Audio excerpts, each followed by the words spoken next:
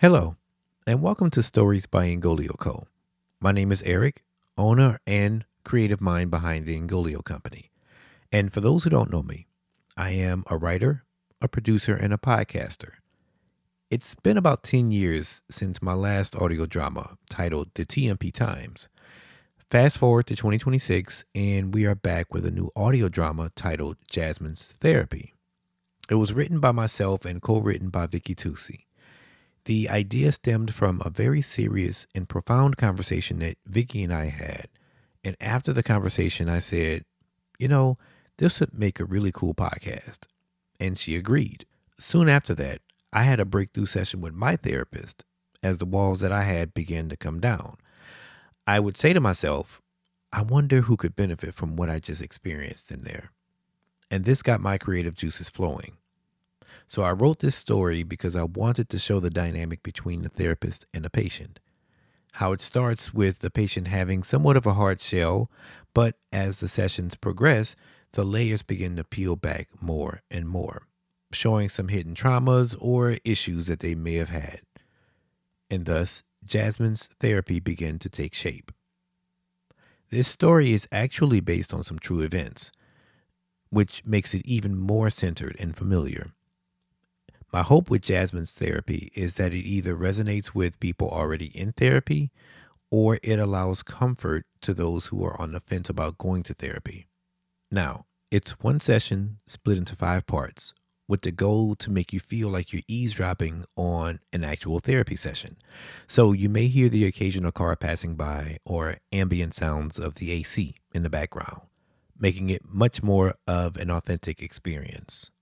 Jasmine is played by Tia Lewis, the patient, and Brooklyn Hall plays the therapist, Dr. Harvey.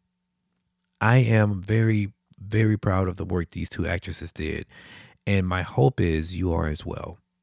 So sit back and listen to part 1 of Jasmine's therapy, titled Addiction. Welcome back again. Thank you. I appreciate it. Have a seat. It's been a while. Yes, it has been. I've been kind of busy. I know how that is. Given the way things are now, it's nonstop for everybody, I would believe. Yeah, it's been what, a year or so now since our last session? I would say so, yeah. Well, yeah, so much has happened. Like what?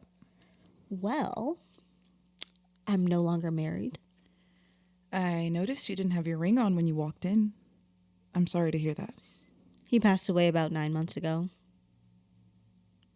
Oh. My condolences. Thank you. It's been fine, though. I found a lot out about him since that. I wasn't expecting it. Oh? Like what?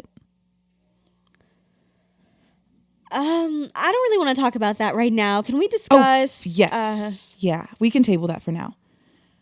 What made you decide to reach out to me again? I wanted to talk about some things that's been happening to me, well, since my husband Terry passed away. Okay. Since Terry, I started to drink, like all the time. I was figuring out how to silence the thoughts that were going on in my head because of everything was just out of whack. Mm-hmm. I'm no longer drinking, though. I'm now 60 days sober. That's great. Yes, it is. I'm happy for it. It's a process, though. I'm sure it is. I have several patients recovering from addiction. It's a pretty powerful thing to heal from. Well, that's the problem. I don't think people ever recover from it. I think no one ever recovers from addiction. It just transfers to other things. Things that ultimately just take up space. It's like, okay, so you know when people say that energy never really dies, it just transfers into something else inanimate or adamant? Yes, I do. Well, I feel addictions are the same thing. They carry that same sentiment, a conflux of feelings just whirling around in our heads until eventually it's released into the world for someone else to capture or bear the brunt of. Whether it be inadvertent or intentional, we latch onto it until it either no longer serves its purpose or... Or what? or it kills us. Whoa. Okay. Yeah, I guess that's why I'm here. Well, that's why you're here. To at least help me understand the difference between addiction and obsession. To help me figure out what's wrong with me. I believe I'm addicted to feeling other people's pain now. It's like I look for it in other people just so I can try and help them through the process of healing from that, or giving some sort of advice. That validates me now. The need to feel like I'm needed by someone, the feeling of being a crutch. But you're not addicted to it. You may be obsessed with it, but you're not addicted. Well, what's the damn difference? I mean, either way, it's still a need to feel pleasure in other people's trauma. Well, addiction is often caused by a continual and sometimes compulsive urge for something tangible. That can actually be a detriment to your body long term, like alcohol or pills. But as it stands, I don't believe that what you're experiencing warrants the addiction badge. That does sound more like a severe need to feel wanted by someone, loved by someone even. Probably due to not receiving that in your current life outside of you. What? I do receive love. I receive love from my family, everyone. They all love me dearly.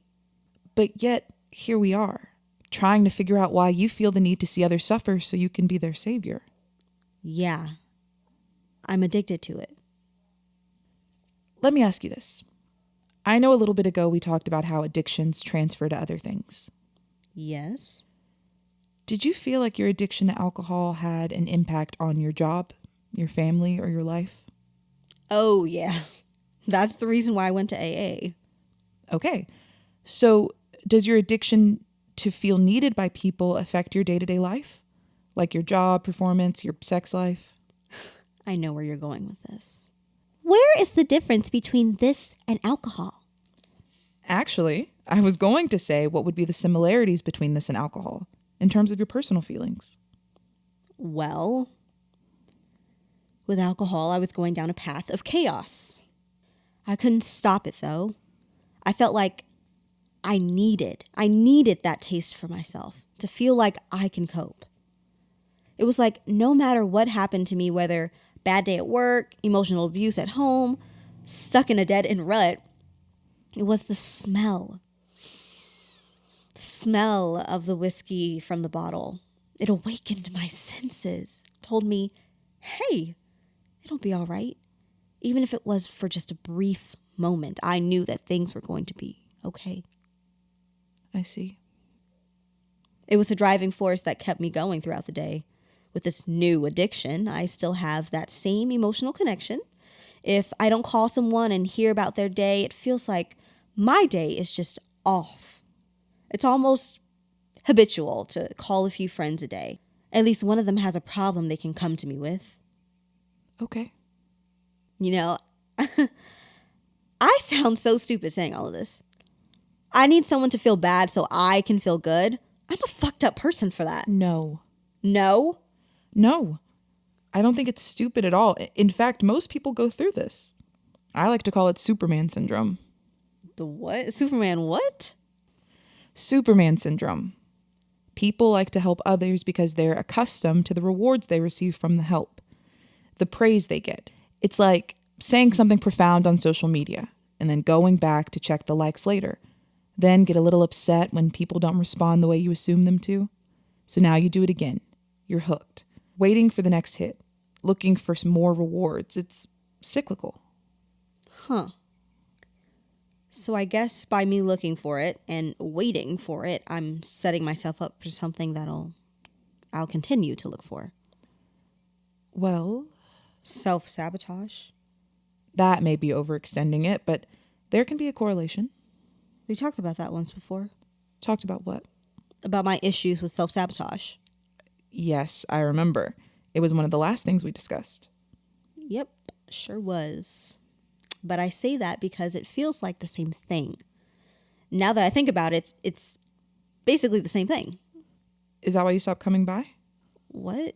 No, I told you I had several things going on. Life was kicking me in the ass. Yes, I do. So no, that's not why. Okay. Tell me why you brought up self-sabotage. Thank you for listening to episode 1 of Jasmine's Therapy. Tune in next week for part 2, titled Self-Sabotage.